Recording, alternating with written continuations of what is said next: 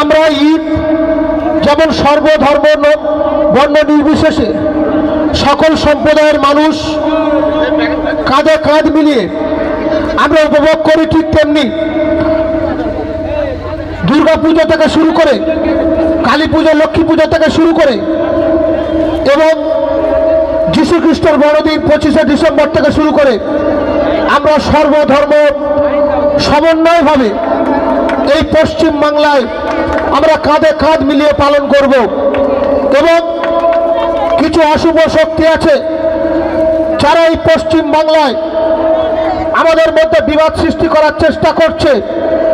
আমি সেই সকল দিক থেকে আমাদের সমস্ত মানুষকে বলবো তাদের থেকে একটু সচেতন থাকতে।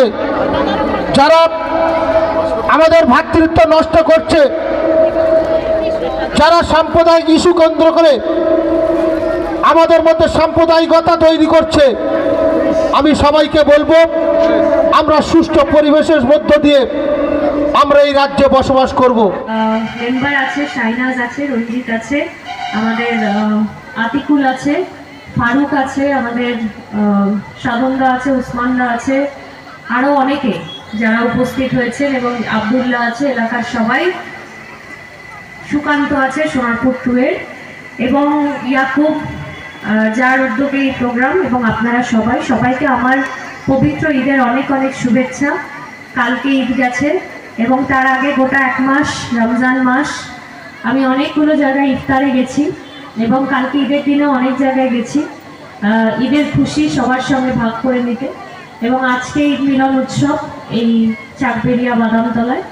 সবাইকে আমার পবিত্র ঈদের শুভেচ্ছা। ঈশ্বর আল্লাহ যেন সবাইকে ভালো রাখে এবং এইভাবে ঈদ মিলন উৎসবের মাধ্যমে আমরা সবাই যেন মিলেমিশে সারা বছর, একদিন শুধু উৎসব পালন করলে হবে না, সারা বছর যাতে আমরা এই সম্প্রীতি রক্ষা করে এই মিলিত হয়ে আমরা সবাই একসাথে থাকতে পারি। কারণ আমরা জানি যে ধর্ম আমাদের আলাদা আলাদা, প্রত্যেকের আলাদা ধর্ম, কিন্তু প্রত্যেকটা উৎসব আমরা একসঙ্গে পালন করি। এটা আমাদের বাংলার সম্প্রীতি, বাংলার সংস্কৃতি, এবং আমাদের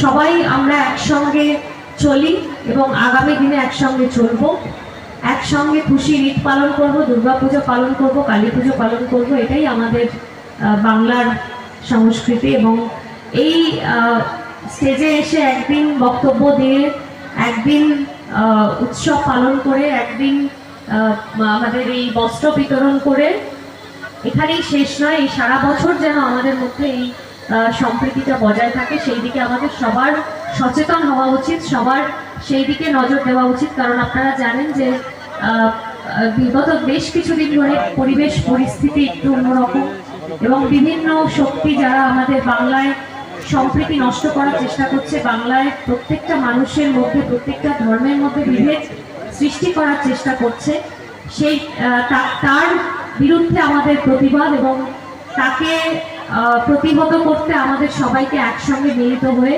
একসঙ্গে লড়াই করতে হবে এবং একসঙ্গে থাকতে হবে। ধর্ম হতে পারে আলাদা, কিন্তু আমরা সবাই দিনের শেষে মানুষ এবং আমরা সবাই চাই যে আমাদের বাংলায় আমরা সুরক্ষিত থাকি এবং বাংলার মানুষ ভালো থাকুক।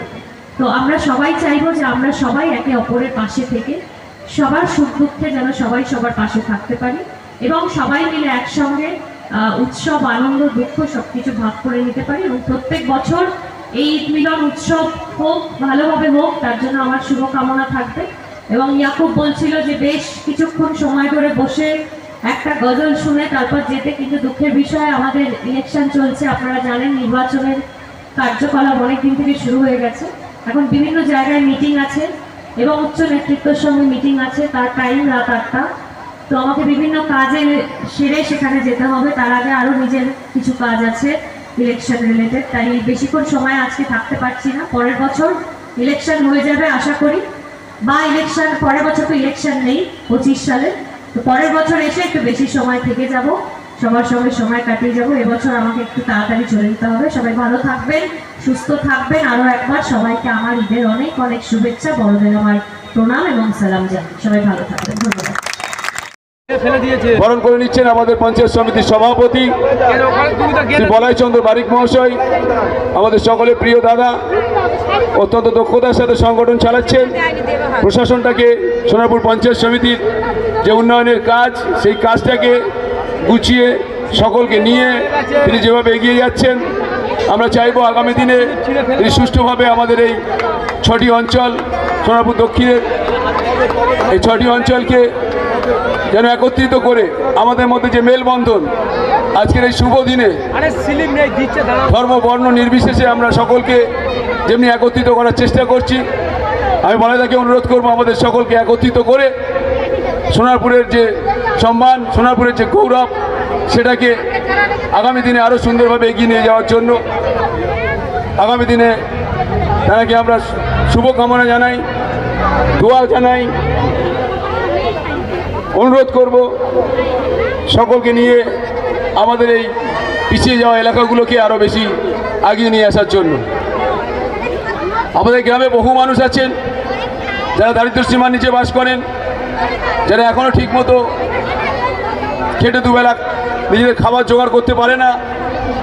তাদের প্রতি আমাদের যেমনি জনপ্রতিনিধির দায়বদ্ধতা আছে, সবারই সকল মানুষকে অনুরোধ করব আগামী দিনে তাদের এই ছোট্ট ছোট্ট অনুষ্ঠানের মাধ্যমে তাদেরকে যদি আমরা একটু হাসি ফোটাতে পারি, তাদেরকে একটি বস্ত্র দিয়ে, তাদেরকে কিছু সাহায্য করে, তাদেরকে যদি আমরা পাশে দাঁড়াতে পারি, তাহলেই আমাদের জীবন সার্থক বলে আমি মনে করি। এই ধরনের অনুষ্ঠানের মাধ্যমে আগামী দিনে আমাদের নতুন প্রজন্মের কাছেও একটা বার্তা যাবে, তারাও মোটিভেটেড হবে, তারাও শিখবে যে আগামী দিনে মানুষের পাশে থেকে, মানুষের কাজ করে, মানুষের জন্য শ্রম দিয়ে, মানুষের জন্য অর্থ দিয়ে যদি কাজ করা যায়, তেমনি সমাজের ভালো হয়, পাশাপাশি কাল আখিরাতে আল্লাহর কাছেও আমরা ভালো হব ইনশাআল্লাহ। উৎসব তাই এই শুভ দিনে ধরে আমি দেখছি এই পবিত্র ঈদের পরের দিনে অন্যান্যদের সহযোগিতায় এই ঈদ মিলন উৎসব এই সুন্দর সময়টাকে আমরা বেছে নিয়েছি। এই অনুষ্ঠানের মাধ্যমে আমরা চেষ্টা করছি, আর যে সমস্ত মানুষ যারা আমাকে এই কাজ করার জন্য উৎসাহিত করেছেন, যারা আমাকে সহযোগিতা করেছেন, যারা আমার পাশে থেকেছেন, যারা আমাকে সমর্থন করেছেন, তাদের সকলকে আমি এই মঞ্চ থেকে সশ্রদ্ধ প্রণাম, সালাম এবং অসংখ্য ধন্যবাদ জানাচ্ছি। অনেকের নাম হয়তো আমি বলতে পারছি না, সবাই নামের জন্য বলেন না, নামের জন্য করেন না, পর্দার আড়াল থেকে অনেকে আমাকে সহযোগিতা করেছেন, সমর্থন করেছেন, তাদেরকেও আজকে এই মঞ্চ থেকে আমি সালাম জানাচ্ছি, ধন্যবাদ জানাচ্ছি। আপনাদের দোয়া আশীর্বাদ যদি এইভাবে থাকে, তো ভবিষ্যতে আমরা মানুষের জন্য আরও ভালো, আরও সুন্দরভাবে কাজ করতে পারবো, এটা আমার বিশ্বাস। আপনারা আগামীতেও আমাকে সহযোগিতা করবেন, সমর্থন করবেন। আপনাদের যে অকৃত্রিম ভালোবাসা, সেটা আমার প্রতি আপনাদের ন্যস্ত থাকবে, এটা আমি বিশ্বাস রাখি।